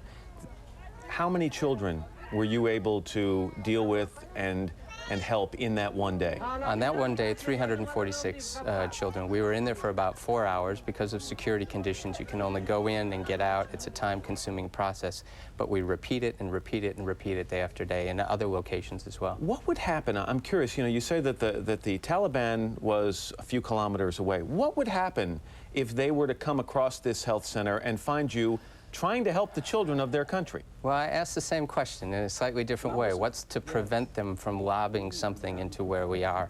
And they just pointed back at the Russian border guard. That's what's to prevent them from doing it. But why would they do that? Why wouldn't they want you to come out? They're obviously not able to help their own children. Why wouldn't they want you to help the children? I think, breaking down someone's morale, causing fear and panic in a population is a part of what's going on there. You mentioned give them blankets and hats for the winter. You measure their feet for shoes. How long will it take you to actually get those shoes made and delivered to these children? We'll buy them locally so that they're very inexpensive, and they're right there, and we'll be able to get them back in the next week or two when access is possible. We watched the video, Chip. One thing that is startling is you don't see any women. No, the women remained in whatever shelter they had, and I've been in a lot of circumstances like this. It is always the women that bring their children out for the health day to get their shots, get their vitamin supplement. It's a little bit like you and I would be there with your one and my 2 kids. As I said, getting them, holding them, getting them immunized, get the vitamin supplement and so on that they got, loading them up. We gave them the winter clothes. And then I saw these really intense and sort of, I thought, quite symbolic scenes of these men, sometimes with 7 kids, just sort of walking into the horizon with their blankets. And this particular day, it was so warm out, but the children, because they were too small to carry it, put their coats and their hats on. And I just thought, here they are sort of walking into the sunset, walking in the direction of Afghanistan, and walking into winter. Back to their mothers who are presumably in their houses, not allowed to come out during these times. This is one scene along one border in Afghanistan. What are you hearing is taking place with children in the other parts of the country? And what can people do to help? They can sort of extend UNICEF's reach is one specific thing. UNICEF is entirely voluntarily funded. What we need to try and reduce that number of 100,000 is we need resources, we need access, and we need a late arriving winter. You need good luck. We need good luck. Pray for a late winter. Chip Lyons. Chip, thanks very much. Thanks, Matt. We're back after these messages in your local news. What would you do if someone passed you the keys to a Pontiac Grand Prix for a week? We're on our way to Lime Rock, premier Grand Prix racetrack around here. Where else would you take a Grand Prix except on a Grand Prix track? Let me see how you handle, baby. I love it. Did I tell you? It's so much fun. Get out of my way. Talk about an adventure. None of us have ever been to AC. Tuxes, dinner. What do you mean it's nice? I don't look like a waiter. Can you hit him?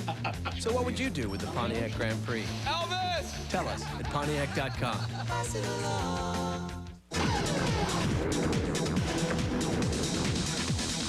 Totino's pizza rolls are so easy, kids can make them on their own. Pepperoni pizza stuffed into a bite-sized roll. Totino's, it's how kids help themselves. Now your kid can win a taste of what it's like to be a pro football player. Play the Score Day Sweepstakes and specially marked boxes of Totinos to win a trip to hang out with Brian Billick and the World Champs. Levitt's is celebrating 91 years of bringing new styles, new values, and new ways of making homes beautiful. Shop this weekend and get your furniture payment-free for 1 year. No down payment, no finance charges, and no monthly payments till November 2002. And as an added bonus, we're taking an extra $91 off regular prices. Levitt's is celebrating 91 years of bringing style and value to America's homes. Levitt's, an old tradition, surprisingly new. You love it at Levitt's. Offices of Marquis, Salamone, and Morelli. You're calling in the litigation unit? Court? No, court's expensive. Can we settle? Health Team 30 with expert advice on coping with terror. Tonight at 11. This is an NBC 30 Connecticut News Update.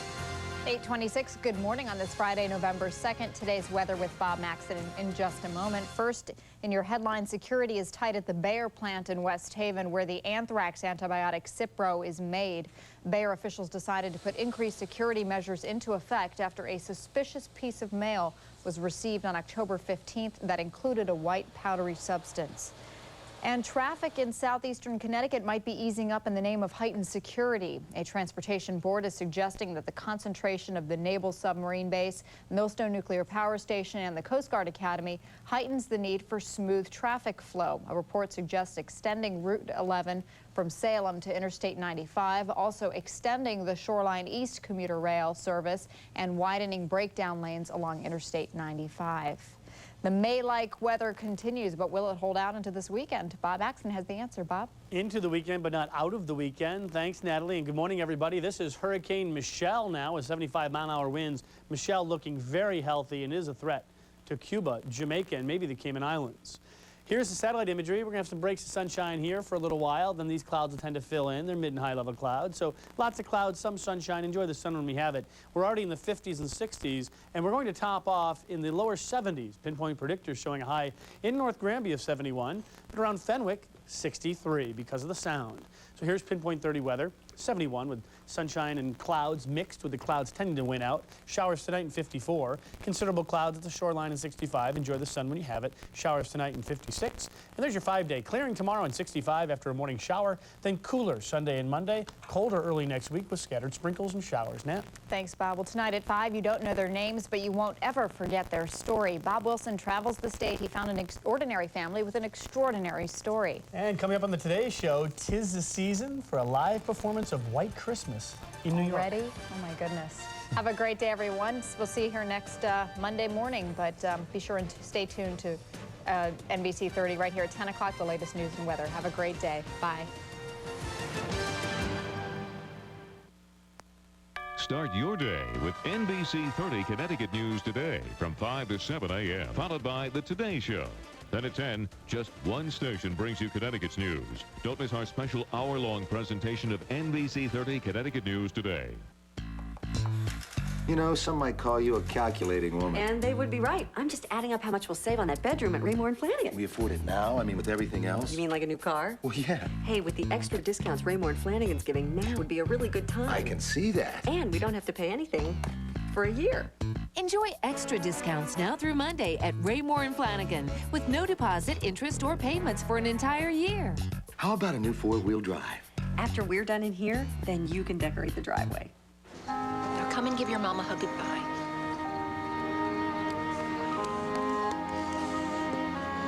Bye, guys. Bye.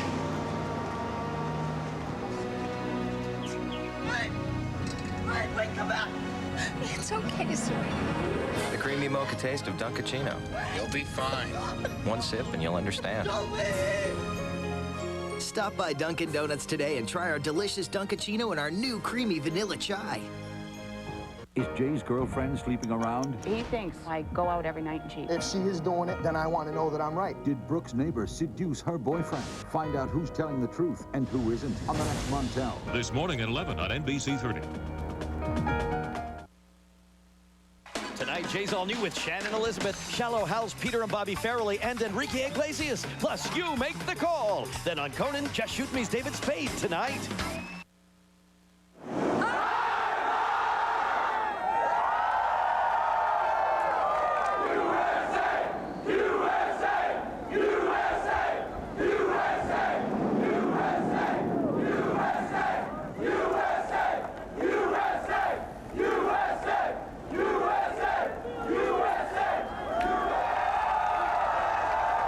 Welcome back to Today on this Friday morning. It's 8:30. It's also the second day of November 2001. Those are some of the sailors from aboard the USS Theodore Roosevelt, part of Operation Enduring Freedom. They're stationed in the northern Arabian Sea. Of course, sending their regards to the folks back home. Meanwhile, inside Studio 1A here in Midtown Manhattan, I'm Matt Lauer, along with Katie Kirk. And coming up in this half hour, our own Ann Curry is back with more from Ramstein Air Base in Germany. It's been less than 10 years since women began to fly fighter jets in combat. In a moment, Ann will bring us the story of one of the very few who is taking part in the bombing raids against Taliban forces in Afghanistan. She flies an F-14 Tomcat. And on a slightly different note, we're going to get a look into the private world of a man whose blockbuster films have entertained and enlightened millions. We're going to be talking with the author of a new biography of director Steven Spielberg, as well as two of the most important women in his life. Before we get to that, let's go outside for a check of the weather. Al continues some time off with his family. Chris Cimino is in with a check of the weather. Chris? All right, good morning, guys. I don't want you to think I've decided to choose the most scantily clad women out here, but now I did find some, but you're out here for a good cause. You're in from England, right? We're from England. We're a team of 20, and we're here to do the marathon on Sunday. We're going to be doing it in our Anglo-American I've never seen bras. Lady Liberty quite like that. But And we're raising money and awareness for breast cancer research and breast cancer care. Well, that's terrific. And this guy decided to just kind of join in with a nice shirt.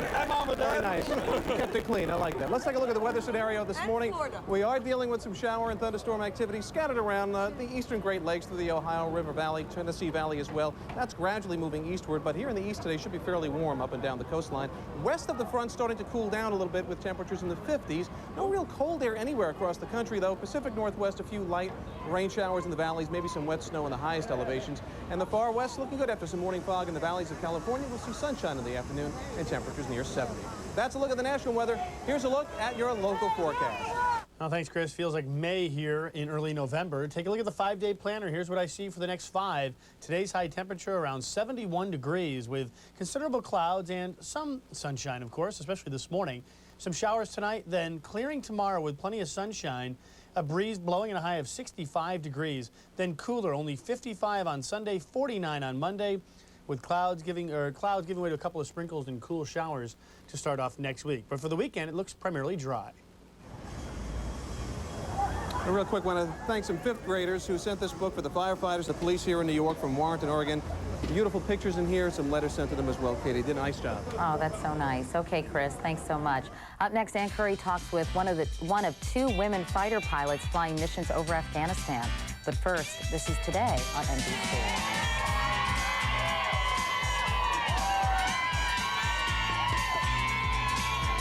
Monday on NBC 30 Connecticut News Today from 5 to 7 a.m. Cutting the cost of prescription medication at 5 a.m. See how splitting pills could be the answer.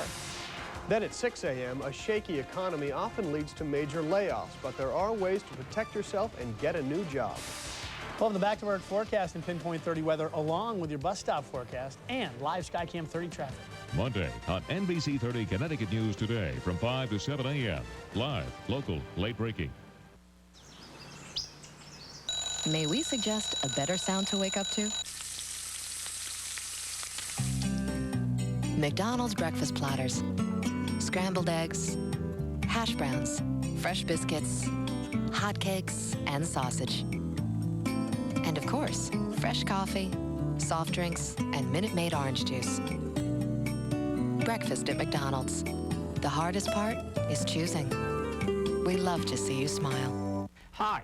I'm Abe Kaoud. At Kaoud Brothers Oriental Rugs, we're celebrating our 47th anniversary. That's 47 years in the Oriental rug business. And we're celebrating with our lowest prices ever on every rug in the store. And I thought we'd light up 47 candles in celebration. Charlie, gonna burn the store down. Come to Kaoud Brothers Oriental Rugs during our 47th anniversary sale. You'll save up to 50% and more on every rug. No candles? No! Kaoud Oriental Rugs, West Hartford, Connecticut, and Holyoke, Mass. And don't forget to ask for me, 10% Charlie. How you doing? At Stop & Shop, you know you'll find only the highest quality.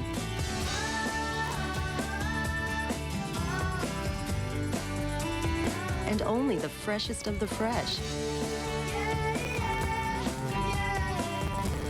Because we know that the quality of your food greatly enhances the quality of your life. Stop & Shop. All the ingredients.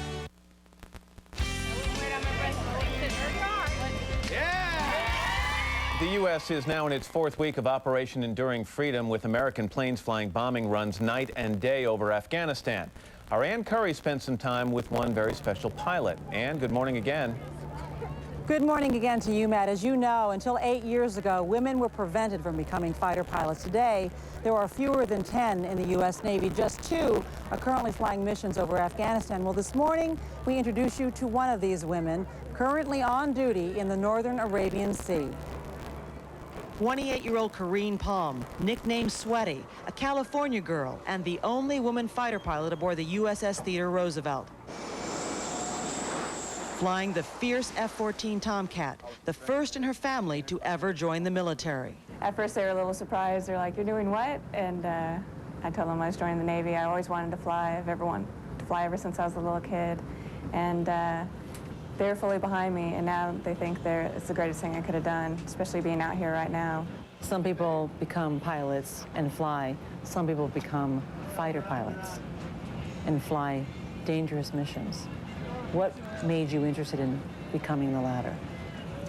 I think it's just going through training. You always want to be the best, top of your class, and being a fighter pilot is where it's at. And you know, you always want to fly the fast planes and the fighter missions. It involves bombing places with people in them. Does that give you pause? Not really. It's one of the misfortunes of war. We have to have positive target ID before we can drop. So if there's any hesitation at all, then there's no problem bringing them back. You actually push the button? Yes. It's a pretty good feeling when your bombs actually hit the target.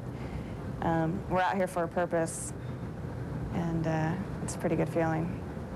When you have this huge, incredible piece of machinery under your control, it has to be so exhilarating. I mean, what's it like to actually have this incredible, powerful machine all under your control? It's amazing. I mean, sometimes I forget myself. Sitting in the cockpit, you don't realize how big the plane is, and then outside you're like, I cannot believe I fly that thing. Or even if you're just sitting there watching people land, you're like, I can't believe I do that same thing. I mean, the Tomcat is a beast to fly. It is probably one of the hardest planes to land on the boat. How fast are you going in the Tomcat when you're trying to land? You're about 140 knots. 140 knots, which is how many miles per hour? Probably like 165, 165 miles an hour. Man. And so what you're saying is that you're ready to take off just in case you don't hit the trap wire. So have you ever had to go around again? Oh, yeah. Oh, how many times, really? Oh, man, Yeah. a lot? No, especially being new, especially in the Tomcat, the plane is so overpowered that, like, especially the new people, we always go around. But he's a jolly good thing. You were one of 2 in the entire war theater, one of 2 women, the only woman on this ship who's a fighter pilot. Does that feel strange? Actually, it doesn't. I mean, I've always been one of the few, and it's actually a privilege. I mean, it just shows that women are out there that can do it.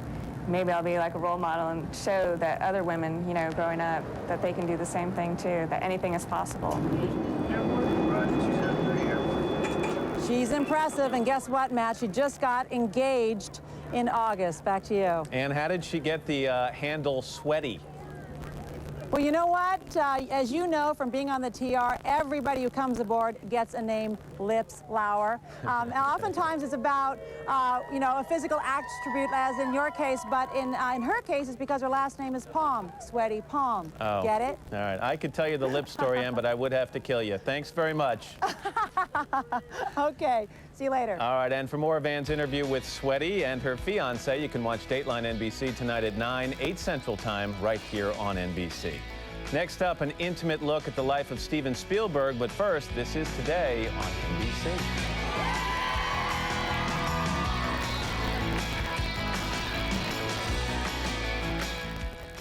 Dateline Friday, Robert was dying. His only hope, an experimental artificial heart and the love of his wife. Their miraculous story, Dateline tonight on NBC. Then at 11. Sleeping pills, anxiety medication, antidepressants, prescriptions have skyrocketed since the September 11th terrorist attacks. But is medication the best way to ease your fears? Health Team 30 with expert advice from Connecticut doctors on coping with terror. Tonight on NBC 30 Connecticut News at 11. We're coming! Scooby-Doo and the gang are packing open up the mystery machine and heading your way live for the first time ever. Zoinks! It's Scooby-Doo and Stage Fright live on stage. Bring your entire gang for cool music, hilarious antics, and one groovy mystery. Warner Brothers presents Scooby-Doo and Stage Fright live on stage. At the ctnow.com Oakdale Theater, call 265-1501 or log on to ctnow.com for tickets. Brought to you by Westfield Shopping Towns. What are you doing? But it's dirty. Both sides?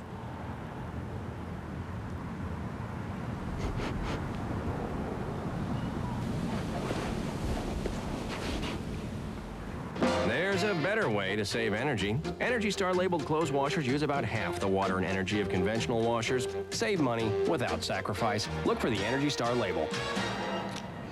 That's better.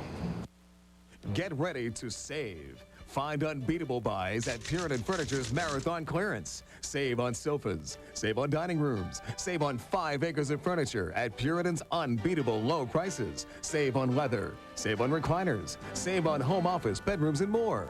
Save on Puritan's vast Broyhill Showcase Gallery. Save now at Puritan's Marathon Clearance. The sale's so big, we're open extra hours. Puritan, the right price, right now.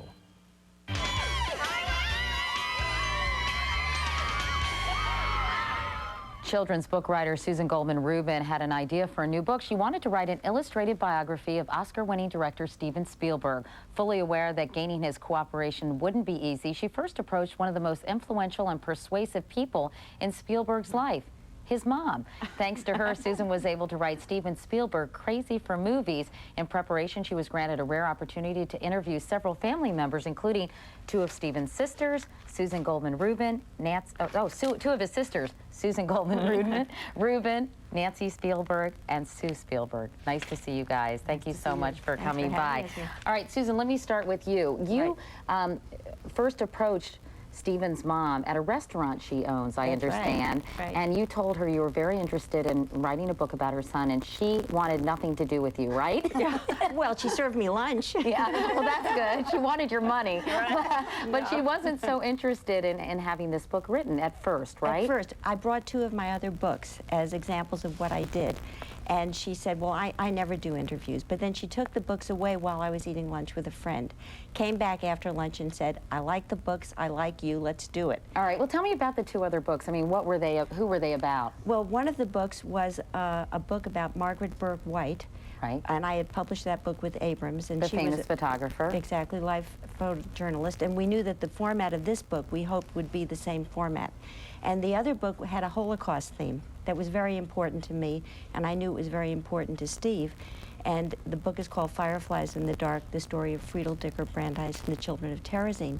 And in fact, we wanted a portion of this royalty of this book to go to the Shoah Foundation. And it is, which is a wonderful thing. Why did you want to tackle, so to speak, Steven Spielberg, who you guys call Steve, right? Yeah. Never Steven. Yeah, right. Why does everybody else call him Steven? He became a little more formal? That came about late in life. Really? Yeah. It was Stevie, Steve-O. You know? Really? TT, yes. I know somebody calls him Uncle TT, right? Kids, all of our kids call because him he couldn't say his name when he was little, he used to say TT. All right, and that stuck. But getting back to you, Susan, what was it about him that made you want to write this book? Oh, he and I have the same interest. We love movies. I'm crazy for movies, and he's crazy for movies, and we both love art. And I felt that we're both Jewish, and I thought, here is a filmmaker I really want to write about. And I want to know where his ideas come from. And what turned out to be so interesting is that many of his movie ideas, most of them seem to come from his childhood and his experiences growing up with his sisters and his mother and dad. And in fact, let's talk about what he was like as a little boy. Okay. Well, he was chock full of stories. Well, tell me though about your memories of him. He was the youngest. There's another sister. He's the oldest. The oldest. I'm sorry. He's the oldest, and they're right. And then you have another sister. So it's 3 girls and a boy. Right. And he was quite the prankster, right? Yes. Yes. Unbelievable. Just loved to creatively torture his sisters. Well, don't all big brothers and little brothers? He had an edge that I don't know if many others do. He came up with, I think, cruel and new and unusual creative play, which, you know, we thought maybe everybody did behind their front doors in their homes, but we didn't realize that ours was sort of brought to the nth degree. So it was a little bit more exciting. You tell a funny story about how he used to take Bing cherries. Isn't that right? Yeah. Tell us about that. Well, first of all, he was always experimenting in different techniques in filmmaking. These were the very early years. It was, you know, torture us and watch our reaction and see, you know, what things would do to us. And then it was special effects. And he used to take his, like, Hanes undershirts and tuck them in and take juicy Bing cherries and put them inside of his shirt, under his arm and in his belly button. And then he would take what looked like a knife but wasn't and stab himself repeatedly. And then you'd see this red ooze of juice, you know, which that, like the blood. And my mother would go crazy because, you know, you can't get cherry juice out of T-shirts. Those go in the garbage. But it was a great special effect. So that was right, his experimentation in the early years, one but of the trying to do those. The formative years. Now, I know that your brother called you the bad seed. Is that right? Yes. Why is that? I deserved it. I don't know. I was really kind of bad up until 12, and then I was a really easy teenager. And so the family sort of just knew that I was the bad seed, and Steve and I would really set each other off because we were very alike temperamentally, and we would get into it. We had great fights, which we really laugh about now, but it was really quite hysterical. Sort of tone of the family was centered around our fights. It was pretty. A lot of fun. He once said that Poltergeist was about all the terrible things he did to his younger sisters. Oh, really? And it's true. If you watch the movie We see and read lots the of book. touches of our childhood. Did you all Faces know, melting. you all knew from a very early age that your brother wanted desperately to be a film director? Yeah, but we didn't know what that meant. In Arizona, growing up in those days, we just didn't know what was a filmmaker. You know, you went off to school and college and you did other things, but a filmmaker, you know, but he only read the Mad magazines and the movie magazines, and he just was so involved his whole life. He was a lousy student, but he was such a creative kid, and we just didn't know what it was going to amount to, but it was just an incredible I don't think we had a clue he would be Steven Spielberg, who he is now. I think we thought, you know, you grow up in Arizona in the summer in 110 degrees, there's nothing to do, and Steve came up with projects with great ideas, which we sort of rolled with. I think it's wonderful that he was just so passionate and so directed from such an early age. Definitely. I know that we have a film here called Firelight that Steve made when he was only 16 years old. It was his first feature-length film, and the entire family helped out. You were one of the stars, and you were about 6 years old, right? But this is a wonderful story about what motivated him or what inspired him to do this movie, right? Well, you know, I think Steve and our family, we're night sky watchers. We've always been looking up in the heavens and wondering what's going on out there. And I think growing up in the desert also, where you really see the stars and the shooting stars, Steve went beyond what sci-fi was about. He went and, you know, wondered really what goes on. But this is based on an experience he had one night, right? When his dad woke, your dad woke him up in the middle of the night. There was supposed to be a comet, I think, that night. And so he got him up, put him in the car, and instead he saw a meteor shower. Shooting stars. Yeah, which I think he's kept with him his entire life. And Close Encounters is a more sophisticated Firelight in a lot of ways, too. Susan, what do you hope? This is really for what, kids 10 years old and up? Originally it was going to be for young people 10 and up, but it's become a book for the whole family because a whole family can enjoy the book, can read about these wonderful stories and know what went on behind the scenes of these movies. What do you hope people will take from this book, though? I think you're hoping that people will be inspired to follow their dreams, too. Absolutely. I'm hoping that parents will nurture their own children's creativity and imaginations. I mean, the Spielbergs are an unusual family. Not every set of parents and siblings would pitch in, but I'm hoping that parents will recognize that children's imaginations are so important, and the ideas kids can have at age 12, 13, 17 can really develop into wonderful careers. Well, he's certainly given so much pleasure to so many through the years. Definitely. He's really a wonderfully talented person, and it's been a great contribution to society. So, Susan Goldman-Rubin, Sue, and Nancy Spielberg, and the book is called Steven Spielberg, or T.T. Spielberg to his friends, Crazy for Movies. Thanks so much for stopping by. Thanks for having us. Tell them we said hi. And we'll be back in a moment. This is Today on NBC.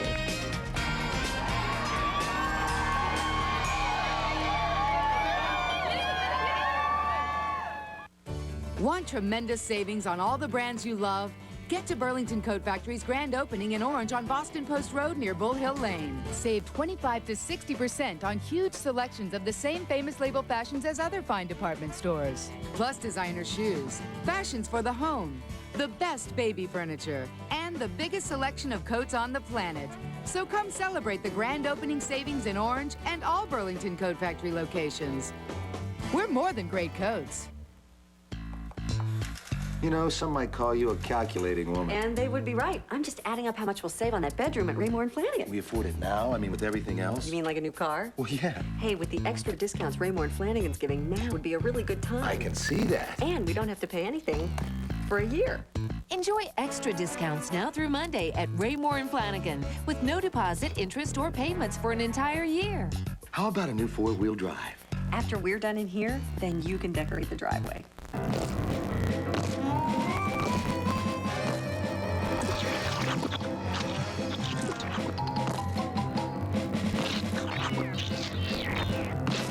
Is your kid being a kid?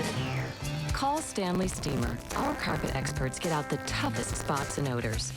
Call today about our $119 special. Stanley Steamer, tough on dirt, gentle on carpet.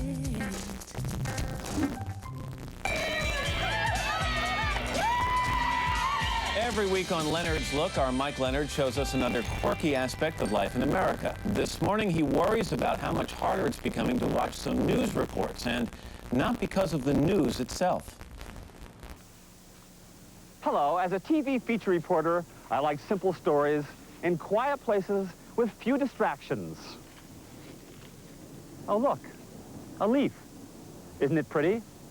I would like to tell you more about this leaf, but today I can't, because my boss, who shall remain nameless, wants me to cram more information into my precious 3 minutes of airtime than my feeble brain can handle. How do I know my feeble brain can't handle it?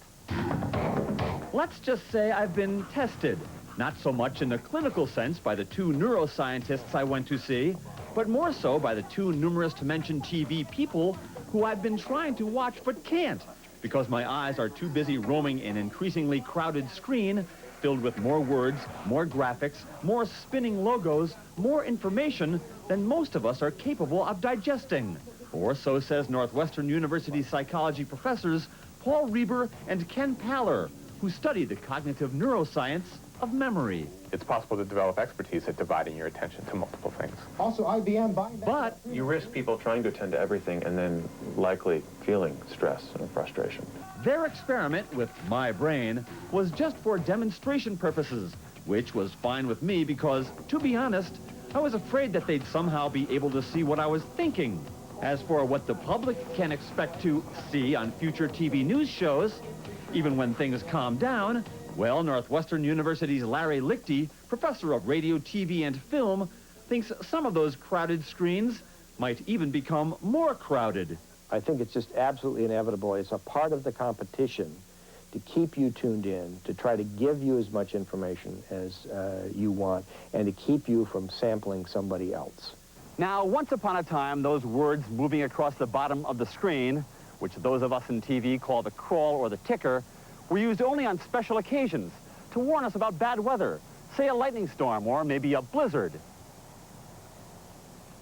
Today's blizzard, however, comes in the form of information.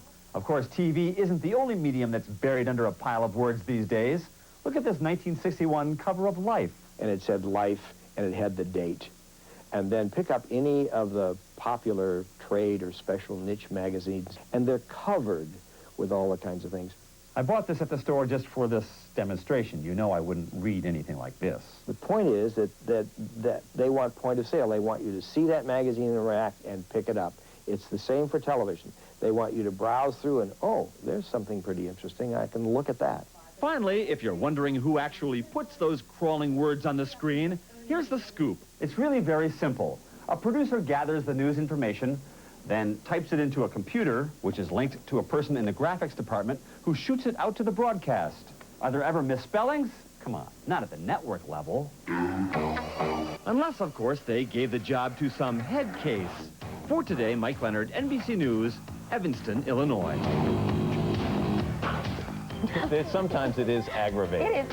Sometimes it feels like, hi. You have to kind of make sure you can see the viewer with all the stuff on the screen. But this morning I tuned in, and that's how I knew the Yankees had won. I was crawling across the bottom of the screen. Chris, don't sigh. Yankees win! Don't sigh! We're back after your local news.